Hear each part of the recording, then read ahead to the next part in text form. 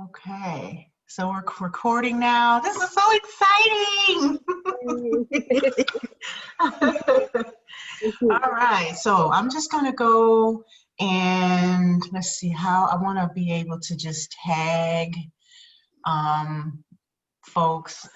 Let me see for the her podcast. Okay. All right, so there we go. Let me see.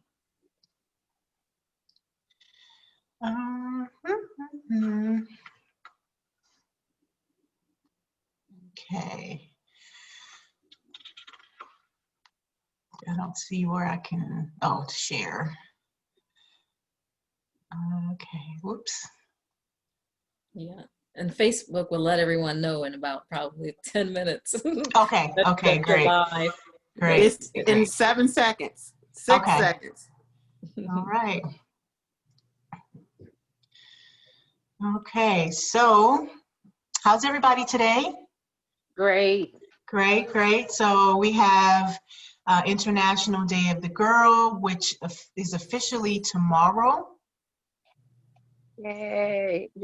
And who run the world? Girls. Girls.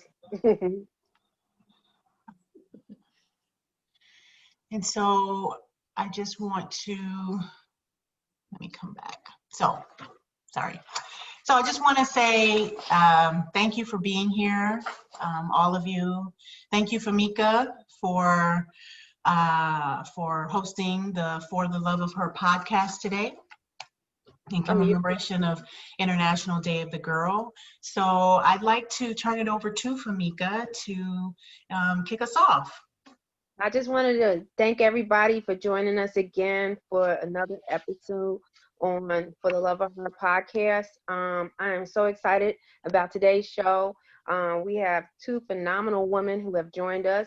Rashida K. Williams and Lady Tee Thompson has blessed us with her presence again. Thank you for coming back on. And I am going to turn it back over to London real quick. She's going to do some introductions, short bios, and also tell you a little bit about International Girls Day, Day of the Girls. Thank you, Famika. Thank you, Famika, so much. So I am very pleased to welcome everyone, and I want to introduce our speakers first by reading their bios, and then I want to go in to talk a little bit about the history of Day of the Girl, and then we're just going to go right into talking with our speakers today. So I'm going to start Rashida. Rasheda Williams is an award-winning mentor, author, and chief empowering officer for Empower Flower Girl. I love it. From surviving bullying to being the first in her family to graduate high school and college with honors, Rashida has defied the odds.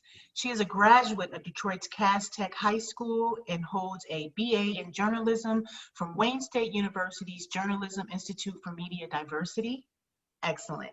She has extensive training in youth development, community engagement, and corporate communications. Her passion and advocacy for communication and social change have earned her numerous awards and accolades, including Cumin North America's Impact Award, and is it Sachet? Sachet, yes. Sachet's Top 10 Companies for Women and Girls. She was also named among Everyday Power's 29 inspirational female entrepreneurs who are positively impacting the world. I love it. Thank you for joining us, Rashida. Thank you. Now, thank you. We have Lady Tee Thompson, who is the principal of the international organization AgroBiz and Emerging Cashew Queens brand. Tee's unique, exuberant personality, extensive client list, managerial project management, dexterities, broad range of executive abilities combine her with God-given talent, places her at the threshold of an exciting purpose. Her calling is global advocacy for women's self-sufficiency, African diaspora inclusion, youth and women's empowerment, agricultural skill transfer, investment matchmaking for minority business enterprises, and gender equality. She is a global shaper and solution finder with expertise in strategy, collaboration, and implementation across sectors and continents. Ms. Thompson facilitates USA and foreign investment, cooperative and international economic development, and T is a sounding voice to celebrity clientele, governmental agencies, political leaders, supplier diversity companies, and nonprofit organizations or NGOs. She implements change management into a new realm of she power that moves ideas or causes from following to followed, from obscurity to prominence. I want to welcome Lady Tee to our Thank you. panel today. And so we have two wonderful businesses that towards the end, we definitely want you to share, all of your social media handles, your website, so that folks can connect with you, okay? So welcome to you both. And so International Day of the Girl is a very, very important day, a very special day to me.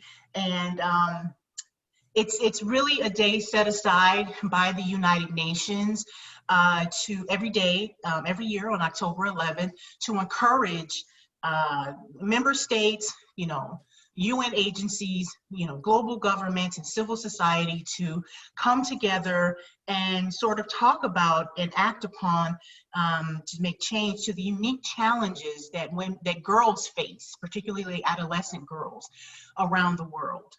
And so this day is a call to action, and every year there is a theme. This year's theme is My Voice, Our Equal Future, and it's really about the UN encouraging the world to reimagine the world where girls are empowered.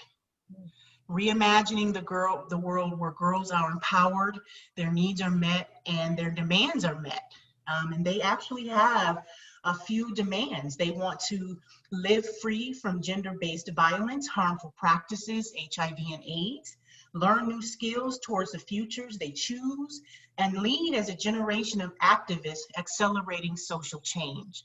And so I think that we need to come together, and we're gonna do that beginning with this conversation, and to meet the demands of adolescent girls. I think that this is something that we can do and should do. And so, we're gonna talk today about the overall challenges that girls face, what we can do, what both of you are doing already. And, hopefully folks will join in to our dialogue, and we'll be able to answer some questions and exchange ideas, okay? So I wanna thank you and turn it back over to Famika. So I just wanted to tell everybody a little bit about my organization and how it kind of fits into the scheme of things with the International Day of the Girls. So for the love of her stands for Healing, Empowerment, Resilience. It was intended to empower Black women of all ages and provide necessary tools for self-esteem, self-improvement, and self-awareness. Some of the reasons why I decided to go ahead and form this organization was due to seeing the lack of support in certain areas that was stated. And For the Love of Her provides a space for education, meditation, health, and wellness. So our mission has been to empower Black women and girls to advocate for themselves, and whether it be their relationships, careers, whatever, or their health, anything that impacts them in their life, we want to be able to empower them. So I had started this back latter part of 2017. We have been conducting workshops. Our workshops are modified to our target audience. So if we're asked to come in and do a workshop for 1 hour, we'll modify for that. And we have a full 5-week workshop that we actually have ran at the Kofi House, and we also had it at Wayne State University on several different occasions. So that's been our goal. One thing that I have found, especially with my work, is that Black women are not being put in the forefront when it comes to certain topics. So it's important that we do have the education. We do have like platforms like this to be able to get women more involved in what's going on in their community and the things that we're lacking. So that's some of my reasons that we had came about with the organization. I guess I'll go ahead and go into my first question, and I'll start it off with Rashida. How has COVID-19 impacted the well-being of the girls, particularly girls of color and their families? Well, as we all know, that COVID-19, this global pandemic, has seemed to adversely impact people of color, girls and women, and I'm sure we'll get into some of the more specific reasons. But just on looking at health disparities, right? Communities of color have been impacted, whether it's access to care, but also I noticed in the beginning, so many people who needed to get testing, needed to have access to that, who were either denied or, living in urban areas. Depending on where you live, sometimes you may not have access to the supplies. The hospitals may not have access to the supplies, or they're getting the PPE that they need later. So what this pandemic has really done, has brought out the fact that there are some insecurities that we have in our community, some things that we collectively need to handle, even beyond and before the pandemic, right?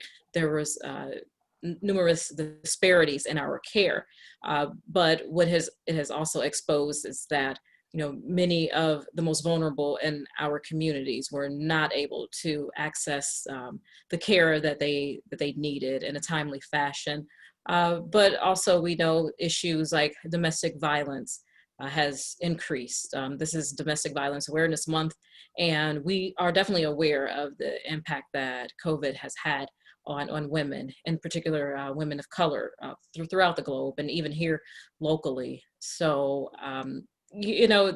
these sorts of things continue. I believe that we have opportunities as well, but it has definitely adversely impacted our community, and people are starting to see that and act on that, which I think is hopeful, and hopefully we can get through this.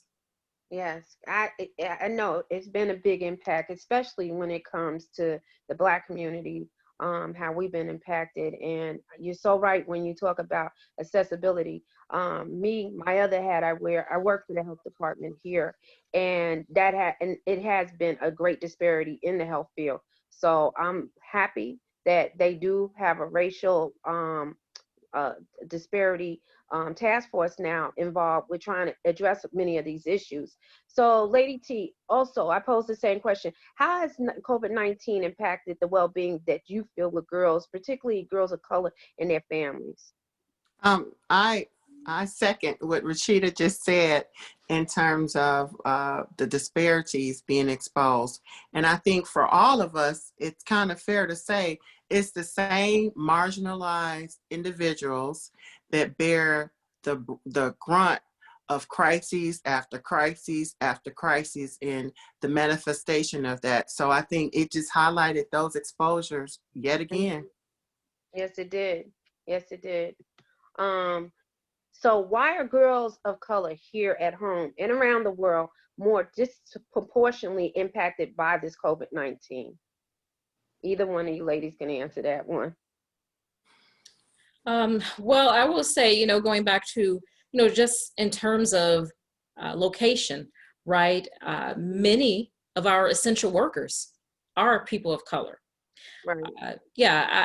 I've seen some of the news reports that many of us, didn't have the opportunity to just work from home, right? Many people get to work from the comfort of their home and they're not exposed. But many of us have those type of jobs where we have to go into the hospitals, go into the nursing facilities, places where people gather, and even with transportation, right? Mobility, having to access public transportation. So these things make us more susceptible. But also, I believe that many people in various communities across the country and around the world, it's like you just don't have the option to just stay at home. You have to earn a living. Not everyone is able to access unemployment benefits. Depending on where you live in the world, it's a necessity. You have to go to work. You may not have a dual income, right? There's many single people who have to go out and work. And I think that, you know, again, these are things that do impact communities of color, women of color, especially those who are the head of their households. You know, with the lack of childcare, again, many people have, you know, they don't have anyone to watch their children. And so some of them are out of work. So we're looking at the financial impact as well as the physical and health impact that it's having. And it definitely is impacting us more. Right. It has. It definitely has. Lady T, you want to elaborate? Yeah, I want to kind of paint a picture, if you let me. If you look at prior to the COVID-19, you know, I'm all about painting those pictures. But if you look at prior to the COVID-19, we had up to 130 million girls who were already out of school, right? That was pre-COVID-19.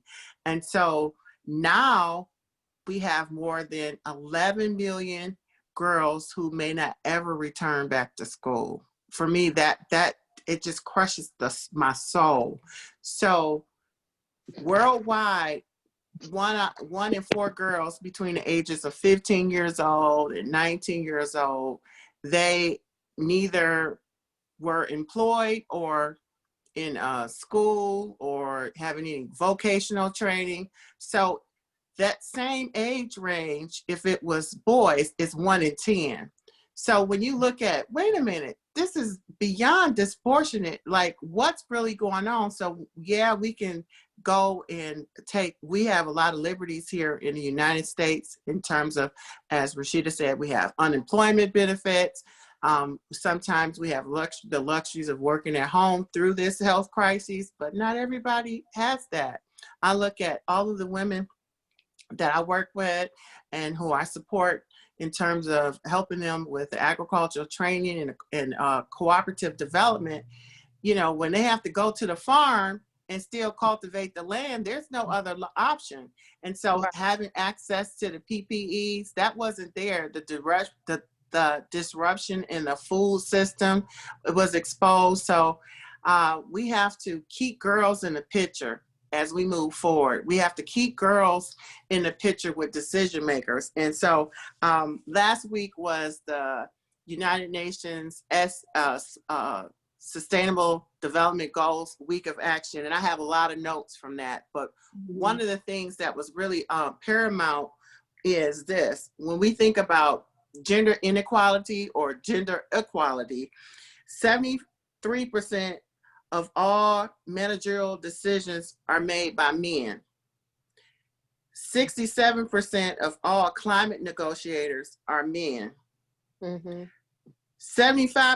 of all parliamentarians or people making decisions that impact women or girls are men. We have to drag our seats to the table. So when I think about all of these things as it relates to painting that picture pre-COVID-19, while we're in this pandemic, like what are we going to do post the pandemic? How are we going to be able to empower girls? How are we going to be able to educate girls? How are we going to empower them that they can have a seat at the by being elected in their respective municipalities, states, provinces, and countries? So those are the things that keep me up at night. Yeah, thank you. Thank you. I'm glad you brought up about gender. So can you tell us about how the threat of COVID-19 may intersect with other barriers that girls face as far as racism, homophobia, transphobia, bullying, domestic violence, etc.? Rashida? Oh, sure. Well, as you all know, it's stated in my bio that, you know, I'm a survivor of bullying. And I know it's something that people have thought, okay, maybe with the pandemic that is going away, but cyberbullying and digital harassment continue to have a major impact in the lives of girls and young women. Girls are 3 times as likely as boys to experience harassment online, cyberbullying, and receive threats. So when we talk about some of what COVID has exposed, it lets us know that Just because the young people aren't in school, that doesn't mean that they're free of these things. October is National Bullying Prevention and Awareness Month, and what I definitely want to make people aware of is the fact that young people do have access to all of this power, in our phones, right? And these devices, young people have so much power, but we have to teach them the responsibility that they may have. And that's why a huge part of what we do in Empowered Flower Girl is teach young people how to be safe, smart, and kind online, because their interactions online are not always positive. And what I have seen is that many girls and young women are more susceptible to meeting people online. And this is an issue that was even an issue before COVID. But girls who meet who they think are, maybe other girls or maybe boys their own age online, they get intertwined and they have these conversations with those who are actually predators, who could be sexual predators, or even those who are identity thieves. Like what's happening in the cyber world really is impacting girls offline as well. And so in real life, the things that they're engaging in online are really having an impact. So what I want young people to understand, especially our girls, just to be safe. When you're out there, if you're on these dating sites, to be safe. I mean, the number of girls of color that go missing every year, I believe is directly related to a lot of activity that's happening online, on the dark web, things that their parents may not know about. So during this time, I would definitely recommend for parents to just be more aware of how their children are engaging online, the types of sites that they're visiting, the apps that they're using, but also just paying a little more attention to your child's behavior.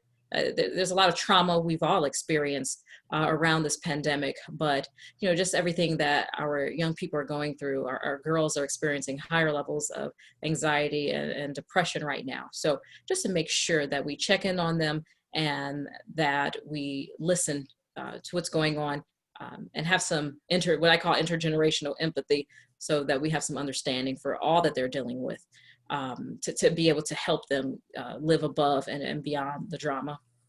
Yeah, because our world unfortunately has become virtual as we're doing the show right now. So, definitely we got to be more mindful about what our kids are doing and what they're being exposed to now, especially since this has become our life, our computers, and how we communicate with each other. Lady T, did you want to elaborate on that question as well? Yeah, when I think about the intersection of barriers, there are so many things that we can talk about. Like, we know that education has been impacted. And so going back to how I like to paint those pictures, 1.1 billion girls were already posed prior to the COVID-19 to take on the future. So we have to help them become more empowered to break the barriers, because child marriage has increased, as I think London touched on as we started. We know that the education equality is not going to go away. It is exasperated, and that the violence, the sexual and domestic violence has increased. The climate justice, in terms of where some of these young ladies are who have been really involved in climate crises, they're being muffled, if you will. And I think also there's the inequality of access to healthcare and female hygienic situations and barriers that already are impacted in other regions of the world. So we still have to help bring more awareness to these things, so that, yeah, beyond the COVID-19, post-COVID-19, we still have to empower and educate these young girls so they can be the leaders that we know that they were posed to be, to take on the future. Thank you. Thank you. So now I'm going to turn it over to London. She has a few questions she would like to ask as well. Thank you so much, Ramika. Thank you. I would like to, and I know, Rashida, you spoke about that you're a survivor of bullying, and I would like to know a little bit about Empowered Flower Girl and AgroBiz, and what inspired you, or who inspired you to start your businesses and your work. So Rashida, could you tell us a little bit more about Empowered Flower Girl? Sure. Well, thank you. And I just wanted to say, thank you both for organizing this and for having us as guests on the podcast today. Is definitely an honor, and I love the opportunity to connect with other women who are working and advocating for girls and young women in our communities. And then that's what Empowered Flower Girl is all about. 2020 marks our 10-year anniversary. So we started back in 2010. I actually didn't even intend to really start Empowered Flower Girl, but just let people know Empowered Flower Girl is a social enterprise that is on a mission to transform the way young people relate to one another, but also themselves. And we facilitate workshops and programs that address and tackle bullying, cyberbullying, relational aggression, and other social and communications challenges that face young people.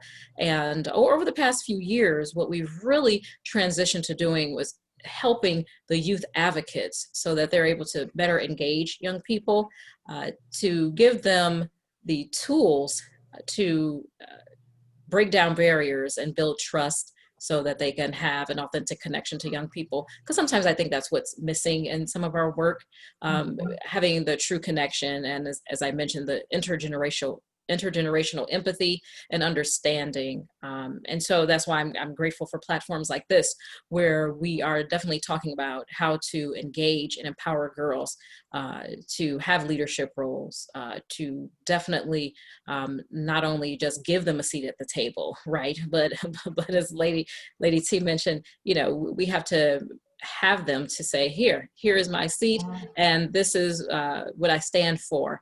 And right now, Empowered Flower Girl has a campaign going on in honor of International Day of the Girl called Girls Who Transform the World. So we've been highlighting stories of girls throughout the country and around the globe who are making a difference and creating and impacting change. And earlier today, I shared a story about a young woman who is, close to home. She's a fellow Michigander. And her name is Mari Kopany, but many people know her as Little Miss Flint. Yeah. And she's been doing some amazing things. And she started her advocacy work at the age of 5. She used her platform and her power to create awareness about an issue that was impacting her community, and created solutions. Not just talking about it, but actually being and doing something about it. So I definitely want to continue to encourage young people in the work that I do. That they can make a difference no matter their age. They can have an impact. And if Empowered Flower Girl is just one of those companies or organizations to give them that platform, that is awesome. And we've recently been teaming up with organizations in other parts of the world. I mean, even though COVID happened, this pandemic happened, it has brought us closer together.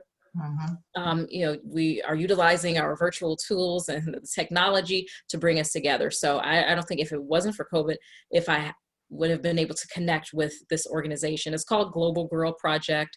And I'm really excited about some of the things that they're doing internationally, and that Empowered Flower Girl has an opportunity to be a part of. So that's kind of, in a nutshell about Empowered Flower Girl. Like I said, it started out of a passion. I wasn't going to start an organization. I just wanted to write a book, but life happens, and the universe directs you where you need to go, and leads you to your purpose. So I'm grateful for it.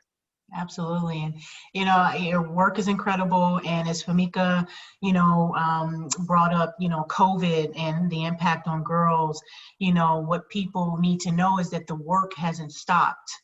It's just done, in a different format.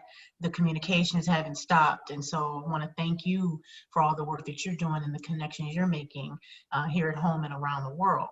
Thank you.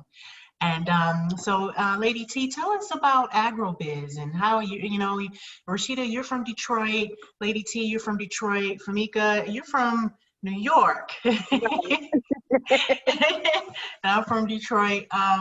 And so it's just nice to be connected, you know, to Black women that are trailblazing. And I want to know a little bit more about AgroBiz. Tell us all about AgroBiz and how you were inspired to start it. Well, I go back to, I was inspired to start doing all of my advocacy work from being a poor loser. I was in Region 5 in Detroit Public School System. Yes, I went to Peck Elementary and Durfee Middle School, and then I went to Cass Tech. I should have went to Central High School, but I was there at a time when Detroit was dubbed the most dangerous place in the world, when we had a state, a U.S. State Department advisory, like, do not come to Detroit. But in that, my fellow friend and neighbor, Angela Carter, she wrote a paper. I had won all of the Region 5 science fairs, and she had won that paper on teenage pregnancies and said that that was going to be the epidemic. And so, being the sore loser that I was, I read every word of that paper, because I could not believe that her paper won the science fair in terms of what the forecast of an epidemic in teenage pregnancies in urban areas would look like. But not only did she become a statistic of that, I did too, as a young mom, being a first generation person who hit a lot of milestones despite being a teenage mom. So my passion derived through that. And what it taught me is that girls and women, and when you give them self-sufficiency, when you give them skill transfer, or when you give them the opportunity to make some money, you can transform their lives. So economic development has fundamentally been at everything that I've been doing in terms of all of my advocacy work and human rights work. So AgroBiz is an entrepreneurial and agricultural training firm. And what we do is we expand agricultural success. Rather, we're working with small scale farmers or youth who may be interested in various opportunities in agriculture. Because guess what? Most people are not attracted to agriculture because the stigma of agriculture being associated with poverty is there. But it's so incorrect. Agriculture is a wealth generator. And so we are transforming small scale producers into big business by showing them the opportunities to scale up, to bring capacity building, to bring diversification to crops, to bring diversification to what their approach is, and showing them multiple ways, not just you're tilling and cultivating the world, but multiple ways of what career paths can look like. And I credit it to coming from Detroit. You know, we had a spirit of innovation unlike anywhere else in the world. So in understanding that, yeah, I came up at a very difficult time in terms of what was happening in the city of Detroit, but boy, did it prepare me it catapulted me for the global stage in terms of that same level of innovation and tenacity. It helps to bring about economic development, community development, cooperative development. And so I share that. I sprinkle my Detroitness everywhere I go. That's outstanding. Outstanding. Thank you. And before I turn it back over to you, Famika, I wanted to ask you all about the Day of the Girl theme, being my voice, our equal future.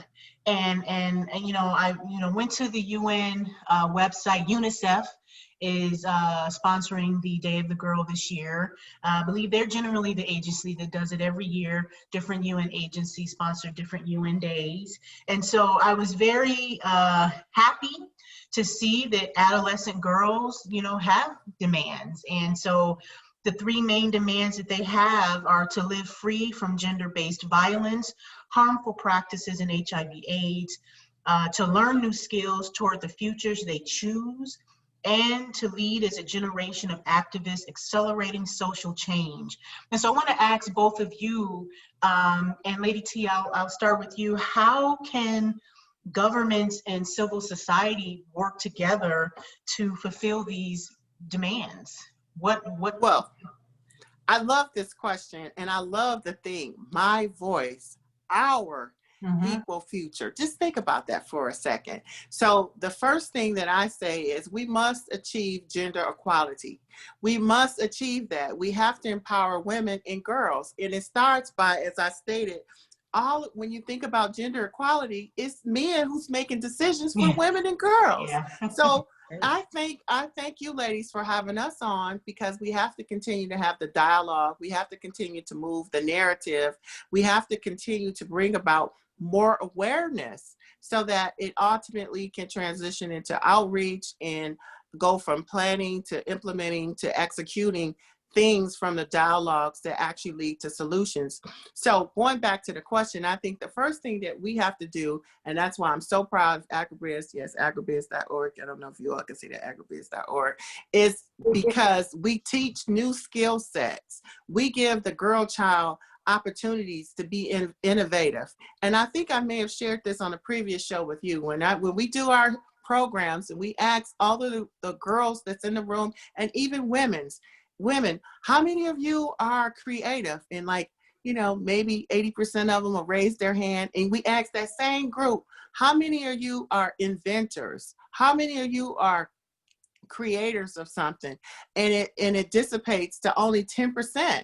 So it's the same level of ingenuity to be an inventor. So we have to start teaching and empowering women and girls that they can be all that they need to be. And more importantly, we need to be that so they can see that, which goes to my second point, which is creating and cultivating a new generation of activists by letting them see us. And one of the reasons why I'm so proud of AgroBiz and our programs, particularly Seed Time, Giving and Growing, we do activities like Business in a Bag, and we let them see and have celebrities and mentors from within their community that you can be this, you can achieve the same type of career paths and goals to accelerate what you're doing, to have global shaping or to accelerate whatever change agent you are.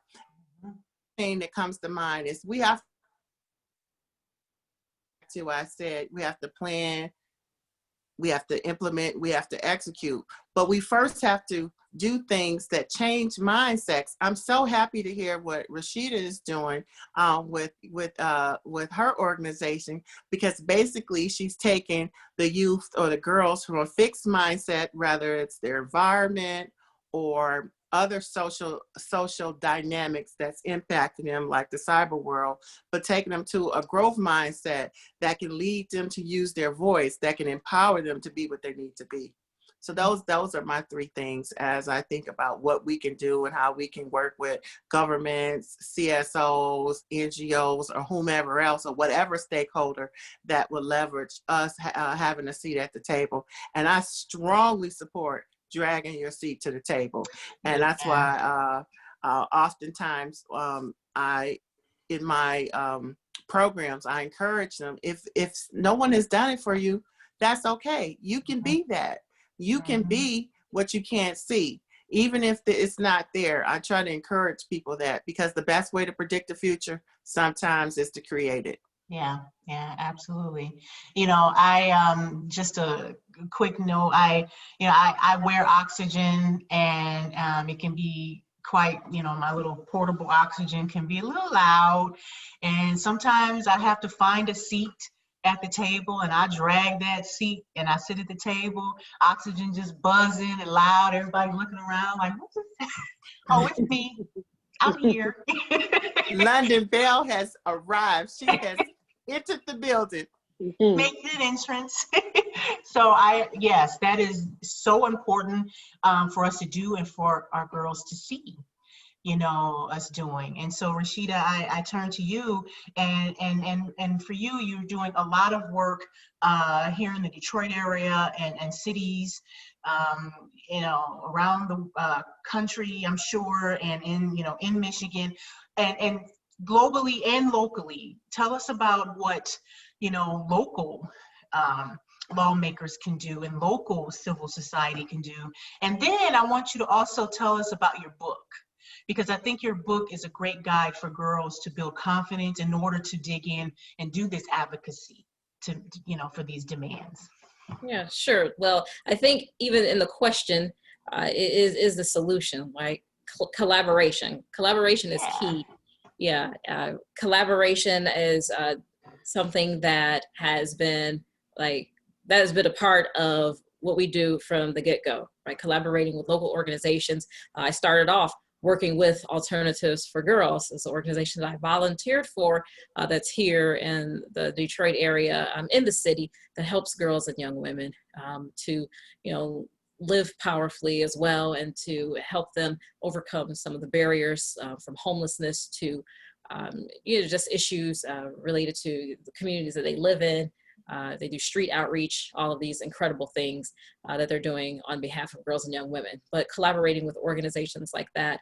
But also, we talk about, my voice, our equal future, giving girls an opportunity to express their concerns, giving them an opportunity to also be able to make an impact, to have their voices heard. We're talking about adolescent girls, so they're not old enough to vote yet, but voting isn't the only way that they can have their voices heard. They will eventually participate in that process, but we want them to start early.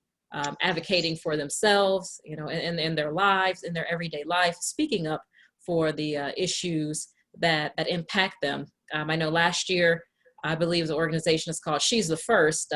They worked with some other partner organizations, again, the collaboration, and they created with girls the Girls' Bill of Rights.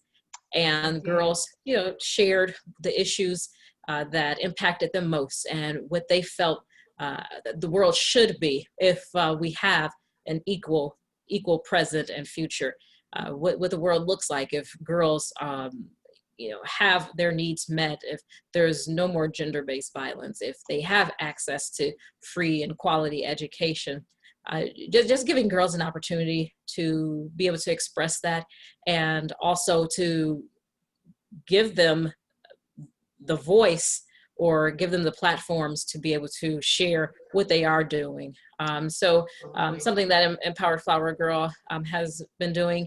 And it came out of some things that I mentioned in the book, Be Empowered, How to Live Above and Beyond Life's Drama, giving girls an opportunity to be the change, encouraging them to actually get out there and start the do-good organizations, take on some initiatives and projects in their schools, but being able to give them the support that they need and teach them how to use service learning to go out there and make an impact in the world. So we'd like to recognize girls in our newsletter and on social media in our column called She's Empowered.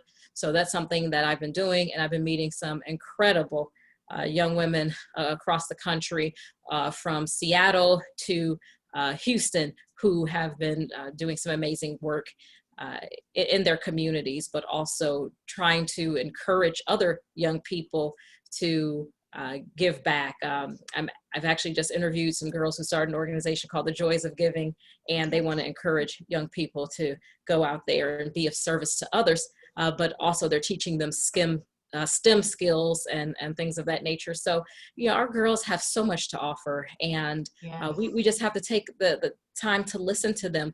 And, even if they can't vote for the president, even if they can't vote on different issues that are on the ballots, right? They someday will be, and we really need to start listening to them and taking their concerns into consideration when we are making and passing legislation and creating bills that will eventually affect and impact them.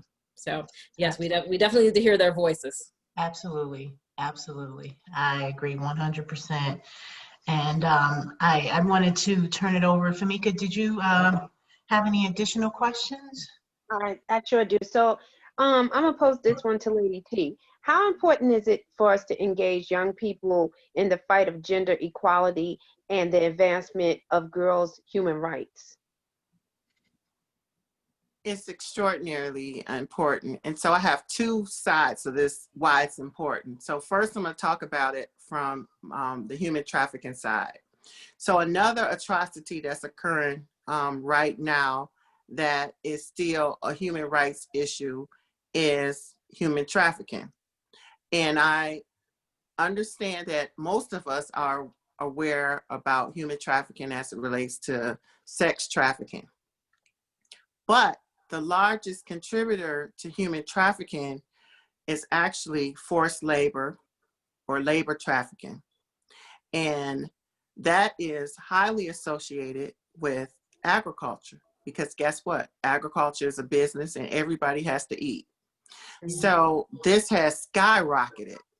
So when I think about how do we engage young people to fight for gender equality, we have to bring outreach and awareness to the table. We have to empower them, and we have to empower them so that they can first tackle disinformation, because disinformation is out there, and we have to give them the skill sets to intersect with media, to be able to communicate.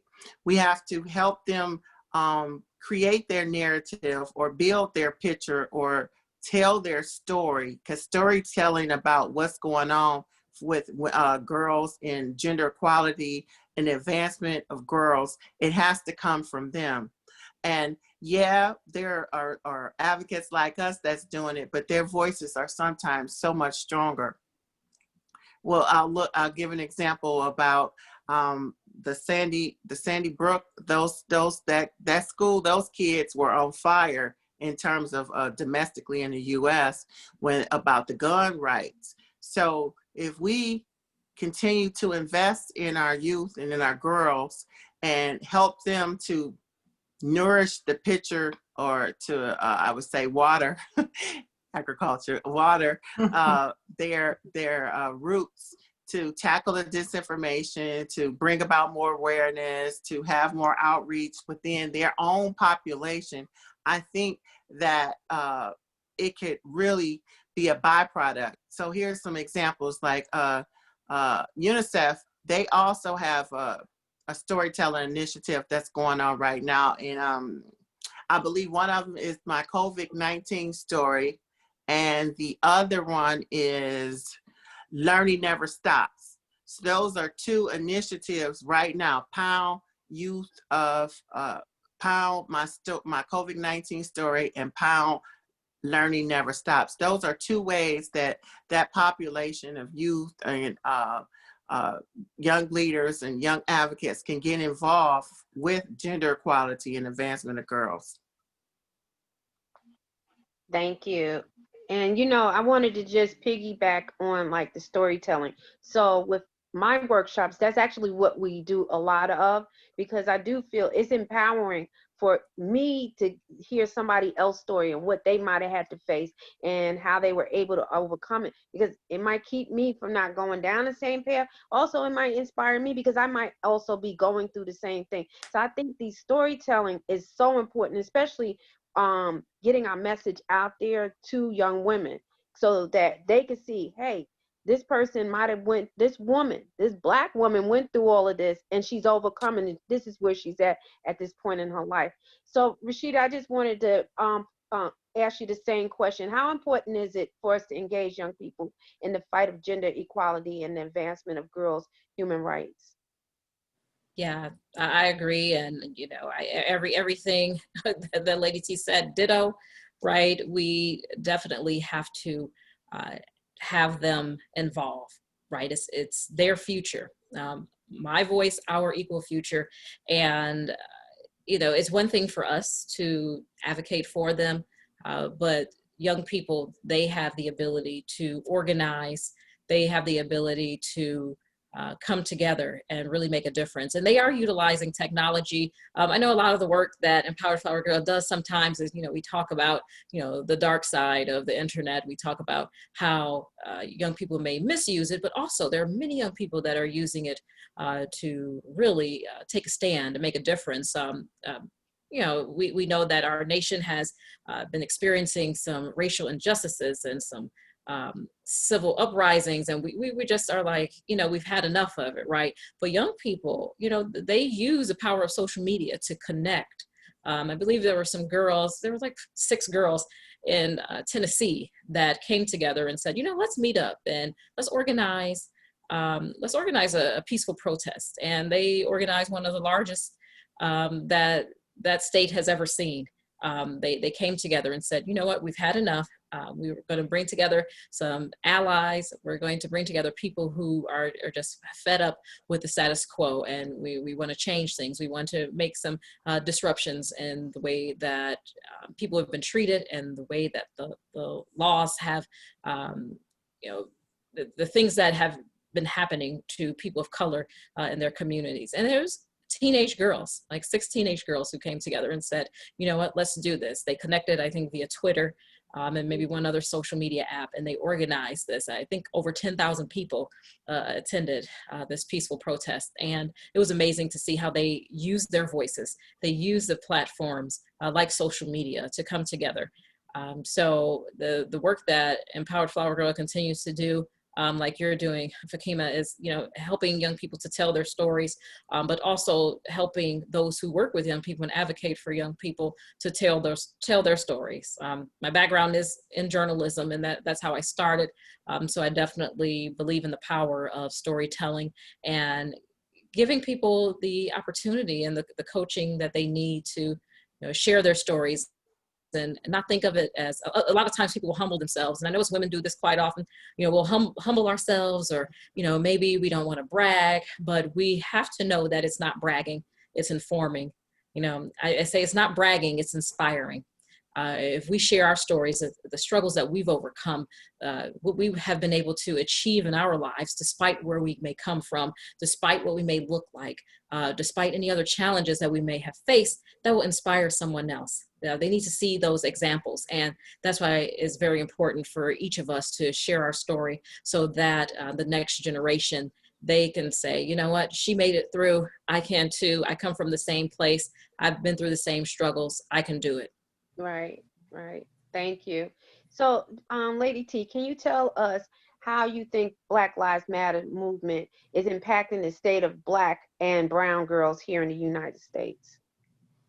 Well, when I think about the Black Lives Movement, I think that it is a revolutionary social movement, and it is definitely bringing some reform. And I think that we won't be able to adequately measure all of the reforms as it relates to the injustices that has occurred. For example, we know that there's a bill that's on Congress as a result of racial injustices. So that's a great win. The bill hasn't been passed yet. You know, we have the stimulus stuff, I think, is ahead of it right now. And I forgot, I want to say it's HR Bill 100. Yeah. But, and when I think about the girl child and the social movements, I think that we kind of have to redefine what the scope of social movement the girl child needs. For example, is it to be reformed? Is it to be radical? You know, what type of change are we looking for? Because there's so many things that the girl child needs. We need to have innovative startups. We need to have innovative educational means available to girl child, particularly with technology. During the Sustainable Development Week of Action, there was a panelist who talked about in India, you know, the girls who can still have access to technology, you know, they are in homes where only one parent has a phone. So the mobile device. So if the dad or the mom works outside of the home, by the time they come home at the end of the night, you know, the phone, they may not have credits. We don't have the same types of technology with phones. So we have to do a better way of defining what type of change, what type of innovation we will have. We need to identify what types of targets.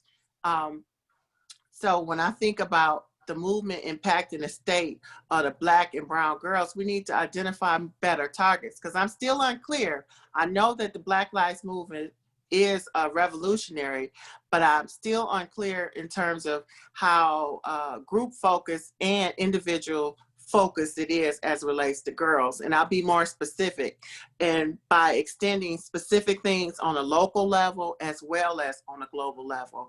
And I think when you use the methodologies of defining the scope of the change, defining the targets, defining what type of range I have, the methodologies actually transition into solutions. That's why you see today I have on my sustainable development goals necklace. And the reason I have it on is because I think that the 17 sustainable development goals is part of the solution. So I wish that the Black Lives Matter movement could kind of like partner with the sustainable development goals. And I see the sustainable development goals as sustainable development solutions to kind of catapult the girl child.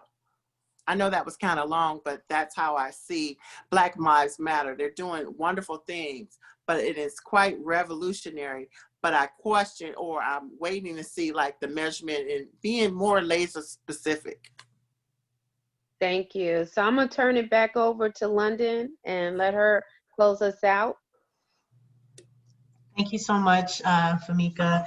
And so, and I want to just give a little bit of background on what Lady Tee was saying for folks who are watching who may not know what the UN Sustainable Development Goals are. The UN Sustainable Development Goals are 17 goals that were adopted in 2015 by all 193 member states, including the United States. And the mandate is to leave no one behind. And so these goals are supposed to be a set of goals that member states and civil society are working towards to create better quality of life for everyone on the planet. And so that, you know, the issues that are being tackled are, you know, poverty, education, health, gender equality, protecting the environment. And so we are actually now in the decade of action, because those goals are to be filled by the year 2030. And it is now 2020, and we have not fulfilled those goals yet. So we're in a very important decade. And I also want to say that Lady Tee is a Sustainable Goals Ambassador for the United Nations Association of the United States of America. She's representing global goal number 8, which is decent work and economic growth. And so is very passionate about the global goals, as all of us are. And so I want to acknowledge that, you know, we're actually working to fulfill the global goals on a local level and an individual level, all of us here on this podcast. So I just wanted to say that first. And then I also wanted to add a little bit about, you know, Bell Global Justice Institute, the organization I founded in 2016. I'm very passionate about young people understanding how international mechanisms can be used to advance grassroots movements. And so we spend a lot of our time working with young people, young adults, training them on the work of the United Nations and international treaty process. And so, I really enjoy learning about and understanding the work that you all are doing, because I feel like it's just all relative to, you know, preparing our young people, particularly our young girls, you know, to take the movement forward. So, so with that, I want to ask, well, actually, I think we've covered it before in this conversation, but I want to take the last few minutes and ask a couple of questions. You know, we've talked about Black Lives Matter. What other movements do you think we should be amplifying that may have an impact on girls locally and globally? Rashida, what other movements do you think we should be making sure we put out there? I mean, I know there's the indigenous, you know, movement for human rights. Tell us more what you think. Yeah, well, one of them I would definitely say is even, you know, the movements that impact young people themselves, like having their voices heard. many young people just don't have the opportunity. We've come from a culture that says children should be seen, not heard. And believe it or not, there's still some adults who, as we mentioned, they want to shut children out of the conversations. So I want us as adults even to just understand and be more sympathetic and empathetic toward young people. They have every right to speak up for themselves and things that are impacting their quality of life. So this youth movement, having more young people at the table, that they're not an afterthought, that they are included. Our diversity and inclusion movements, oftentimes we look at, okay, are we excluding, old people, but are we excluding young people as well? And oftentimes that does happen. So I think that we really need to probably do a better job of having adolescent involvement in these global social justice movements, and even at the local level. I mean, heck, even in our households, really listening to the young people in our lives. Mm-hmm. Yes, absolutely. Thank you. And T, what do you think? Well, I stated, I think for young people that they should join the digital activations that's out there, as I described with the youth, my COVID story, and Learning Never Stops. But I think they have to amplify their voices, and they have to amplify their voices by coming together collectively to share practices, best practices with whatever human rights issue concerns them. And then they need to identify their priorities of whatever that specific issue is, and then facilitate partnerships. Rashida said, well, you have to build constructive collaborations. And so when you build those constructive collaborations, it can continue to amplify good practices with your work. So then that will lead to providing advice and assistance to educate others, bring awareness, bring outreach, bring other NGOs or 501c3s and relevant stakeholders to the table. And sometimes that's how you drag your chair to the table, by doing those things. So amplifying the voices would be my final outlook on that. Okay. Now I have one final quick question, and I'll let you all go. And I want everyone to answer this question, you included, Famika. And so I just want to know, as a girl, who did you look up to? Who inspired you to be the dynamic person that you are today? And I want to ask Rashida, could you tell us, who did you look up to? Oh, boy. Yeah, and when you told me about that question in advance, I thought about it. And I'm like, oh, there's so many. But I definitely looked up to my aunt. She's now deceased, but she raised me from the time that I was a teenage girl. During a critical time in my life, she and her husband took me into their household. I was just 12 years old, and she made a huge impact in my life, and I looked up to her. She had confidence, she had poise. She was stern at times when she needed to be, but very tender and caring person who just wanted the best for all of us. So I definitely look up to her. I definitely think about her to this day. She stays on my mind. I dream of her often, and I think she has had a huge, outside of my mother, she's had the most significant impact in my life, and I'm forever grateful to her. That is beautiful. Thank you so much for sharing. And T, how about you? Mine, without a doubt, would be my grandmother, Missionary Jones, Sister Jones, Mother Jones, whatever you chose to call her. At the end of the day, she had a commanding presence, and she was a missionary. And I had no idea that the DNA of what that meant in terms of who she was. Who would have thought? No one prepared T from Detroit to be traveling globally and sitting at the tables with, sometimes I'm like, wait a minute, I'm with who? Like, this is insane. But with that, the thing that I took away from my grandmother is this: as women, we have to inspire as well as aspire with other women. And so that would be why my grandmother inspired me. Excellent, excellent. And Famika, how about you? Who I've did you? had a couple of women in my life, but the main one I always say is my mom. She sticks out like a sore thumb when it comes to inspiring me, because I just looked at a lot of the barriers that she's had, and she was told because of her having scoliosis she wouldn't be able to be a, and she went back later in life, and she's a nurse and been a nurse now for over 30 years. Um, we unfortunately at one point when I was in high school was homeless, and just seeing how my mother was able to take it all in stride and had grace through that whole situation and was able to get us back on our feet.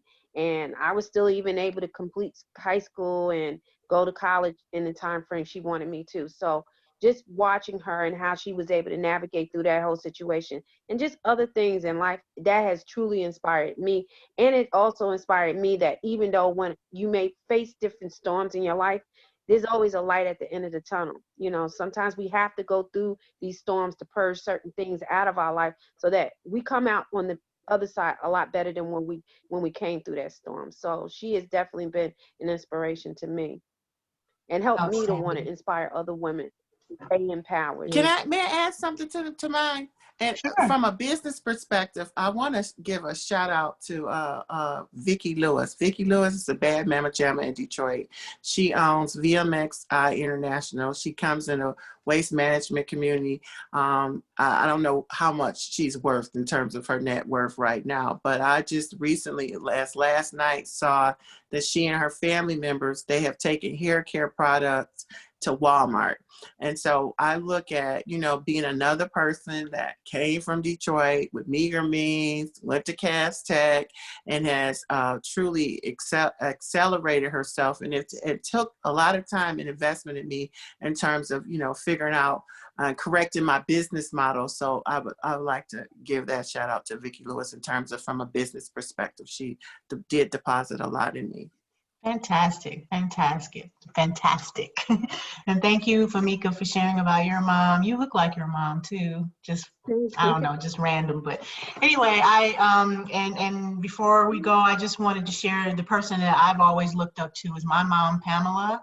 And I've just watched her my whole life, and she is just a badass. Like, she had open heart surgery in her early 30s.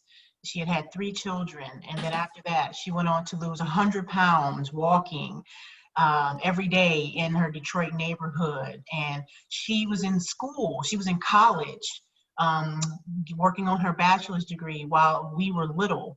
And she used to take us to class, and I basically grew up on Wayne State's campus. And that's what inspired me to go to college. I literally just said, oh, that's me. That's me. And so I, inspired to just go and she has 4 degrees. She was the first one in our family, along with my brother Vincent, that went to Capitol Hill. And she's met, people in Congress to advocate for issues that she cared about. She was a single mom, worked a job and went to school full time, and then never missed. I don't know how she did it. She never missed any of our events. I don't know how she did it. And so watching her as I grew up, it just made me feel like I can do anything. I can do anything, and I'm doing a lot of things because I was so inspired by her, her resilience and her passion and her outspoken. She don't take nothing. She don't take no. So yeah, she is a leader, and I have just always admired her.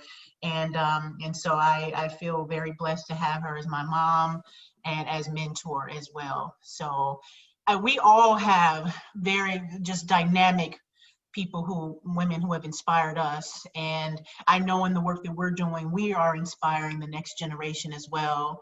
And I just want to thank Lady Tee and Rashida for joining us today.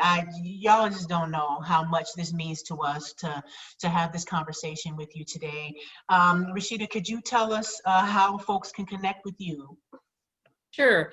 Well, you can follow us on just about every social media platform, from Facebook and Instagram to LinkedIn at Empowered Flower Girl. We're on Twitter at EFG Empowered, and you can visit our website at empoweredflowergirl.com to learn more information about our programs, as well as what we have going on right now, our Girl World Peace Academy. So if you are someone who's in youth advocacy and you want to help girls and young women, live their best lives, reach their full potential, and get noticed for the good that you're doing in the world, go to girlworldpeace.com/info. Thank you. Thank you so much. And T, how about you? They can go to AgroBiz, AGRBIZ, agrobiz.org, or they can follow us on AgroBiz World on Instagram and Facebook, AgroBiz World. So I say thank you so much. I so appreciate you, Famika, in London, for having this dialogue, for being champions for girls. So thank you. Very important. Yay. And thank you too, Rashida, for all your hard work. Yes. I love it. Thank you. All the best Nice to to you. meet you. Look, I'm about to follow you right now. Thank you, ladies. Famika, do you have any final words for us? No, I just want us to continue to encourage young ladies and be that vessel for them, so they know what they have a voice in our community. And I thank you guys for all the hard work that you do, and just continue to do the work and expand the work so it can be a global impact for our women. Because one thing I have seen is not many of us sitting at the table making the decisions. So we need to change that, and hopefully in November that will happen. We will have a vice president woman here in the United States. Yes. So to me, that is a start of us starting to be at the table. And I just wanted to thank all London did to get the show together. I appreciate that. And just thank Lady T and Rashida for coming on. I appreciate both of you guys for coming on. This was an awesome show. And I guess we'll go ahead and close out. And thank you guys. And join us again for another show. Thank you. And I'm going to spend the rest of the day listening to Beyonce, Girls Run the World. Thank you, ladies. Thank you. Bye-bye. Bye-bye.